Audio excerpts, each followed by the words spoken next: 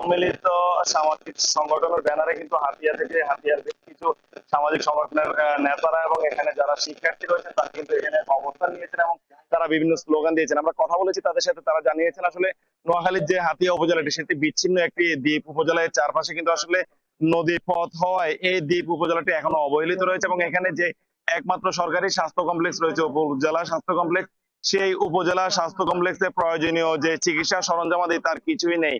পাশাপাশি সেখানে চিকিৎসক এবং নার্সেরও ব্যাপক সংকট রয়েছে, যার কারণে অধিকাংশ সময় সেই স্বাস্থ্য কমপ্লেক্সে আসলে যারা জারুদার রয়েছেন, দারোয়ান রয়েছেন, তাদের কাছে কিন্তু চিকিৎসা সেবা নিতে হয় হাতিয়ার প্রায় 7 লাখ মানুষ।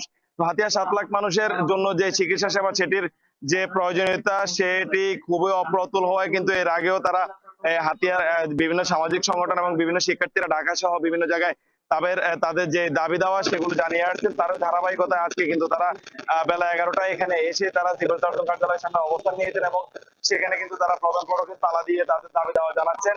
তো তারা তাদের এই দাবিগুলো কিন্তু দীর্ঘদিনের, বিশেষ করে হাতিয়ার যদি এখনো কোনো রোগী সেখানে অসুস্থ এবং জরুরি অবস্থা, তাদের সিজারের যদি প্রয়োজনে গর্ভবতী মায়ের, তার জন্য কিন্তু তাকে প্রায় 4 থেকে 5 ঘন্টা নৌপথ পাড়ি দিয়ে মূল ভূখণ্ড নোয়াখালীতে এসে তারপরে কিন্তু সে চিকিৎসা নিতে হয়, যার কারণে কিন্তু অনেক গর্ভবতী মায়েরাই কিন্তু নৌপথে আসার সময় কিন্তু মৃত্যুবরণ করেছেন। এই ধরনের ঘটনা ঘটছে।